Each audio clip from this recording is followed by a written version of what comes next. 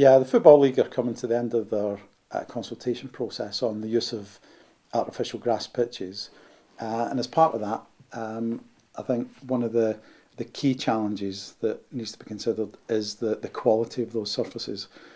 Gone are the days of QPR where the ball bounces as if it's on concrete and players are getting burnt week in, week out.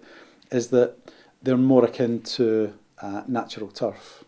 So the actual quality of the surface is a lot better. But also the other aspect that needs to be considered is what that gives the club in terms of wider business planning perspective and wider income generation. Clubs are, I suppose, contextually, lower league football clubs below the pyramid structure are generally two teams. They rely heavily on sponsorship, income from their clubhouse or bar, and gate receipts to survive. Using an artificial grass pitch enables them to actually use that a lot more effectively for training. And we could be looking at somewhere in the region of whether it's £50,000 to £100,000 additional income per year to a local football club, and that's fundamental for the longer term survival and sustainability of those clubs.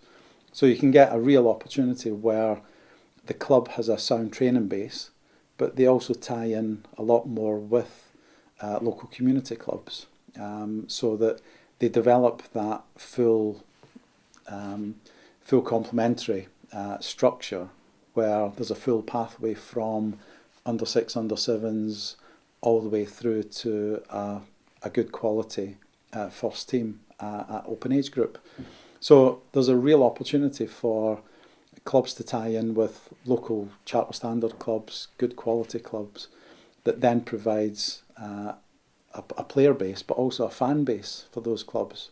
Because actually having more people using the site actually enables them to tie in to generate, if you're generating 20 or 50 more supporters per gate, that again is fundamental to a club's survival.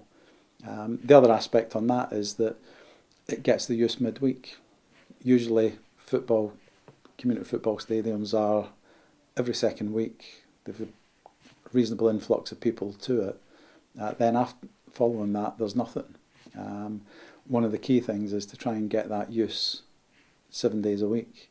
That then has a spin-on where you've got parents down with their kids at football training or rugby training or whatever, so open it up to a range of other pitch sports, is that they then have an opportunity to teas and coffees, drinks, refreshments to those parents, to those siblings coming to watch a training session. So again, there are sort of real wider business opportunities, and it really sets that club at the heart of its local football community. And I think if you're looking to develop and drive true community clubs and community football clubs, then those clubs at that more senior level really do need to create an opportunity where they tie in and pull that football community together within their local area. That helps their business, and it helps the business of football in general. It is worth perhaps bearing in mind, is it not also, that if a club were to move up the football pyramid over a period of years, they do have to bear in mind that as they graduate to elite levels, that the Premier League at this stage does not accept artificial pitches. So that's a factor to be considered by any club with considerable ambitions to elevate itself. Yeah, but I think if a club's got those ambitions, then it needs to think much further beyond football. A club like that, with those types of ambitions, when it's getting to that level, really needs to be looking at a separate training ground, not maximising its own current facilities. So really, that's more about the wider business planning for that club. But again, having an off-site or an adjacent training area, third or fourth generation, is really, again, the key driver for that. But I think the other aspect that, and clubs do need to balance, especially at that lower or the higher end of the lower level, if you want to call it that, is really the challenge at the moment is the FA Cup. where clubs are looking to go on an FA Cup run, they see that there's wider financial benefits to that.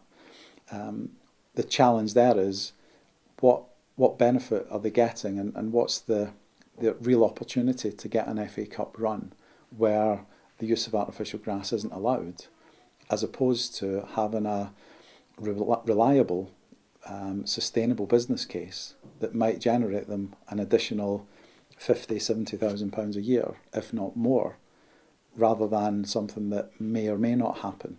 So I think clubs need to think quite strategically about that and think what is sustainable in the longer term.